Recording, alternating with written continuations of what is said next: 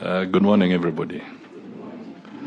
Let me make some formal remarks and then I will digress a little for a good reason. Distinguished guests, ladies and gentlemen, it is a great honor for me to join you this morning for the launch of the Best of Kenya Coffee Table Book, which focuses on the theme of Kenya Beyond 60. This is the second time that I'm presiding over the launch of the Best of Kenya that is published by the Global Village Publishers East Africa Limited. We are gathered for an occasion that marks a true partnership between the Government of Kenya, Global Village Publishers, and all the partners involved. This book profiles Kenya as a reputable visitor and investor-friendly destination, showcasing the country's success stories of public and private sector enterprise and entrepreneurship. It tells the world that Kenya is open for business 24/7 and 365 days. Its profiles of successful enterprises stimulate the interest of local and foreign investors to take advantage of Kenya's carefully created and jealously guarded business-friendly climate. This publication has promoted Kenya even in the most challenging periods. In 2008, which was a particularly tough year following rampant post-election violence, Best of Kenya promoted the view that violence was a blip and an aberration. It promised that Kenya was resilient and would bounce back, and indeed, Kenya bounced back. In 2010, the Best of Kenya enthusiastically welcomed Vision 2030, precisely because it charted a creditable blueprint for Kenya's transformation into a newly industrialized nation. Kenya remains on course to achieve this goal. Another significant moment of the coffee book was in 2013, the year of the golden jubilee of our independence. While appreciating the euphoria, the book called for measured celebration and serious reflection and introspection, because all was not rosy over the 5 decades of Uhuru. As we celebrate our 61st Independence Day tomorrow, that is Jamhuri Day, Best of Kenya Volume 4 is reviewing the events of the last 6 decades, taking stock and looking ahead with a corresponding theme, Kenya Beyond 60. It is tempting to immerse ourselves in celebrating and forget to prepare the ground with reasons for a better celebration 12 months from now. The terrain is also familiar. Kenya's economy is just recovering from domestic and global shocks, including high cost of living and depreciation of the shilling, caused by high fuel and food prices, the impact of the COVID-19 pandemic, and disruption of global logistics by the Russia-Ukraine war and conflict in the Middle East. Once again, Best of Kenya comforts us that the proven resilience of Kenyans will carry the day. The measures put in place by the government to address and redress these challenges will bear fruit, but we cannot afford to be complacent. This book embodies a great sense of patriotism, always urging Kenyans to embrace enterprise and beseeching the government to support small businesses.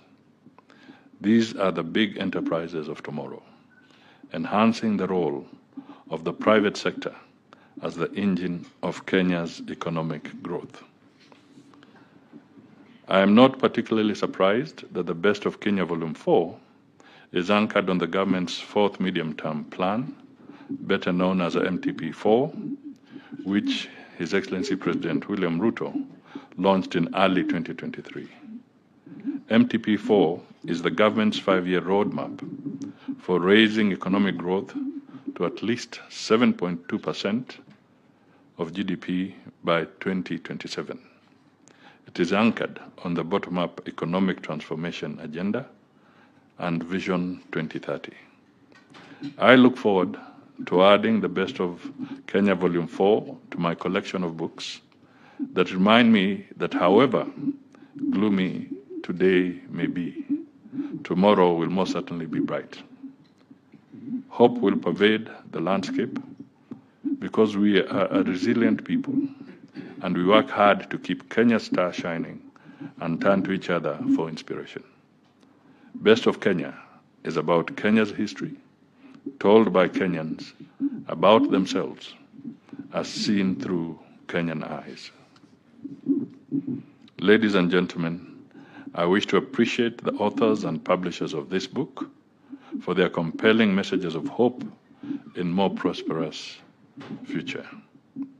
It is now my singular pleasure to declare the Best of Kenya Volume 4 coffee table officially launched and recommend it as a must read for all. Thank you. Before you do what you have to do, let me just, as you bring it forward. Now, I just thought I really need to appreciate some of you personally here. First, let me appreciate Mbaruk Vyakweli and Madam. These have been true friends of mine, true friends of the family, in better times and also in difficult times. So I really want to appreciate you. Thank you so much. They were very, very aggressive in prepping me up for this vision and really reminding me that we need to say something about ourselves as a country. And I'm happy that today we are here to fulfill part of that long journey, because I don't think this is going to be the end. I'm sure we'll be seeing other initiatives as we go forward. So thank you and congratulations. Now, Sarit never told you how old he was in 1995. He spoke about it, and when it came to that, he quickly rushed through so that you would not know. But I told him, just remind me, and he was, I think, 18 years old when I was laying the foundation, actually doing the groundbreaking for phase 2 of the very big shopping mall in Westlands. I was, I think, 35 at the time, and and I was then the Minister for Finance, and the economy was also reeling out of very serious challenges, and we were beginning to open up, to liberalize. By the way, you guys, you may not know that journey. You must remember that Kenya was living under price controls. You could not go out of the country on your journey unless you had only officially the equivalent of 4,500 shillings stamped in your passport. If you are an importer, you could not import your raw material, your products, without an import license. Petroleum was regulated. There were 2 exchange rates, the black market one and the official one. So basically, we were a closed economy and we were not growing. So we had to open up. It was not an easy thing. We pushed very, very aggressively and we opened up the economy. Today, you know what there is. There are no price controls. Nobody is stamping your passport anymore if you're carrying your money outside. You don't have to ask for an import license and queue for 1 month and so forth, and so many other things. We have a unified exchange rate, so you don't go to black market at all. You can access your money whenever you want. And if you're a foreign investor, because there are so many who had blocked funds, that means their shareholders could not earn their dividend because we were a closed economy. We opened up this. Today, if you invest here, you can repatriate your dividends after people have earned it. In Africa, I want you people to know, it's not a joke. You have the most liberal financial system. That is Kenya.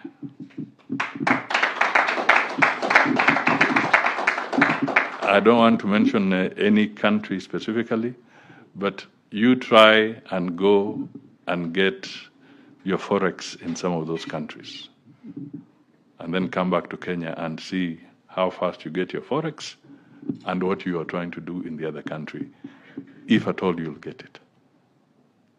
So these are some things that are so positive right under your nose. But Kenyans sometimes get immersed in looking for the negative. But there are very, very positive things ahead of you. So that's at its center. I was talking to Dalma Abdi, and I told him, perhaps we should not dwell too much on trying to tell people about the environments around Isili. And I told him, let's just go back, because people tend to forget this. Let's Google Eastleigh.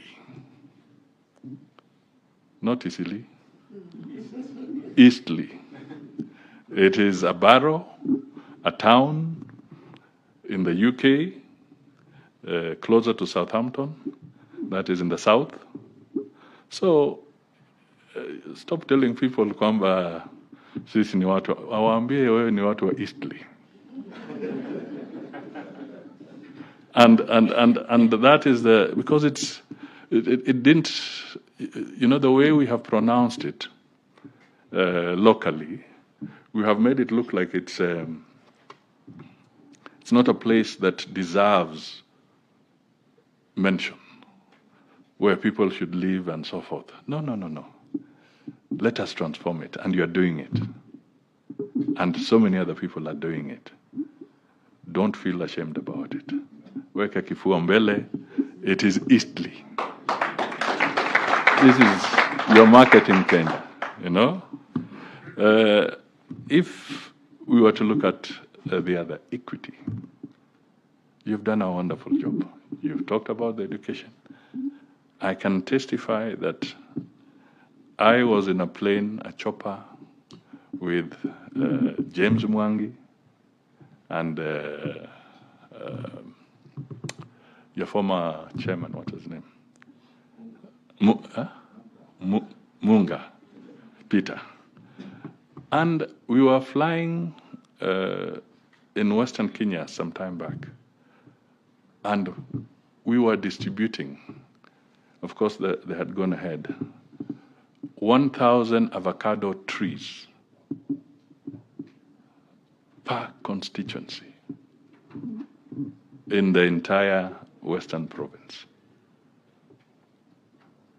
Because apart from what you're doing there, Equity was also promoting avocado growing, encouraging diversification, and we were crisscrossing, going to different centers and formally launching the avocado program in Western Kenya. Again, a very powerful initiative. Of course, I'm not too happy about the subsequent results because I think people walilala kidogo. But it is a cause that we should not run away from. Diversification of our agriculture and our thing. It's very important. Now, I come to my friend, Kwendo Opanga. I'm asking him what he's doing here because I was told he's decided to try the winter, where he has been spending a lot of time, but he told me he ran away to come back for a few days. But he has been a household name in the media world.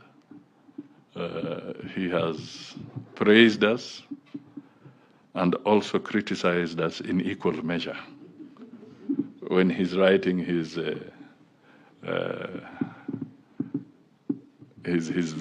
pieces. One of the things that I would advise you to always do, depending on the mood he is in, if he's in a bad mood, do not give him a pen and paper, or don't give him any tablet. Make sure you keep them away from him. But if he's in a good mood, hand over to him, because he will write a very interesting piece for you. The education Methodist University. Thank you for what you're doing. It's very Mount Kenya. Thank you for what you're doing, because in the bilateral labor agreement we signed with Germany a few months ago, when the president was there, we did sign that. It is critical that language, the medium of communication, is so critical, and I really want to appreciate what you're doing in enabling our young people master the language, go beyond German, do a few other languages as well, because it's a global village, and we want people to really move forward. And this is something that is music for the Ministry of Foreign Affairs, particularly the diaspora department, where we are really encouraging people, the nurses, as you have said, and others, to move forward. As we embrace technology, we are also beginning to consider a different kind of perhaps work permit. Hopefully, after the legal people have consulted, we may want to introduce the digital nomad, so that we can really support the young people who are savvy in innovation and other things, to be able to work globally, even if they're based here, at a more structured way and a better way. So these are some of the things we are looking at, because we are also conscious that the demography is such that it is the young people. Almost 70% of our population is young.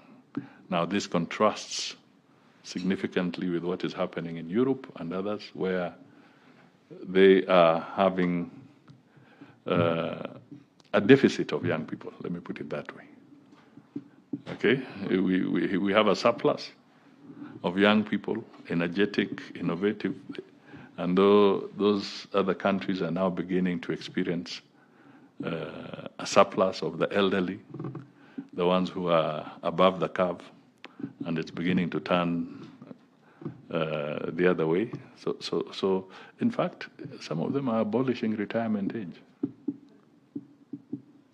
You know, here we are talking of, we want a retirement age so that you can presumably open up for others.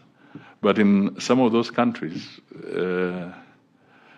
retirement is actually when you yourself literally feel that you can no longer wake up and do what you have been doing. So this is the nature of things, and we need to take advantage of it.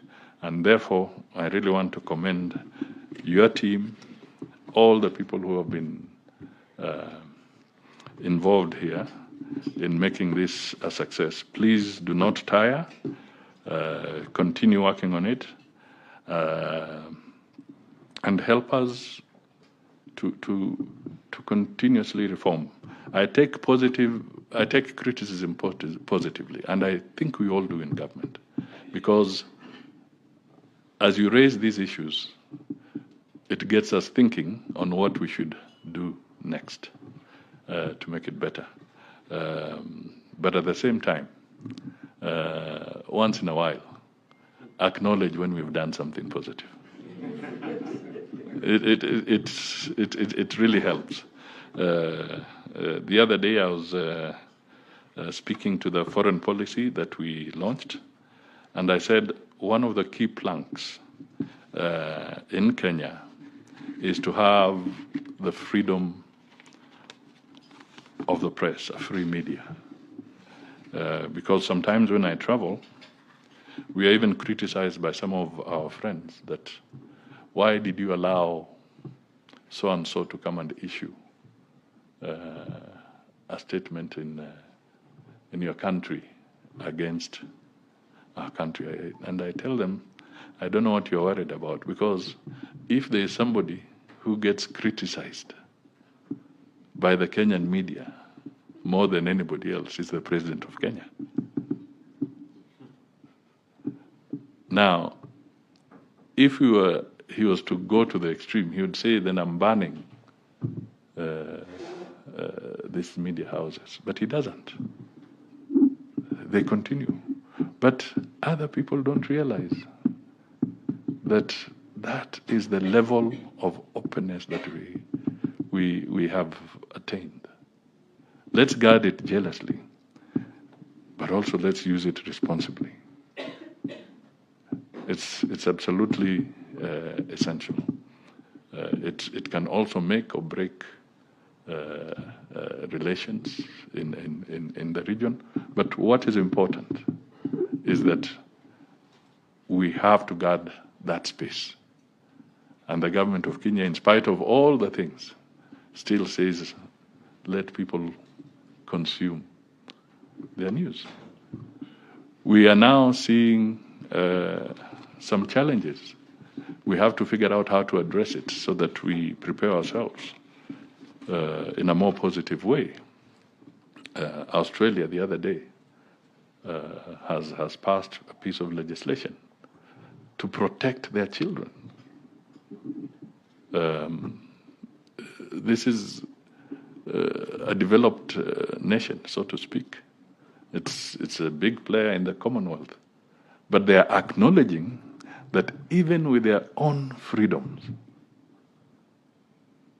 the material that the young people between up to the age 16, what they are consuming on our media platforms is also causing havoc.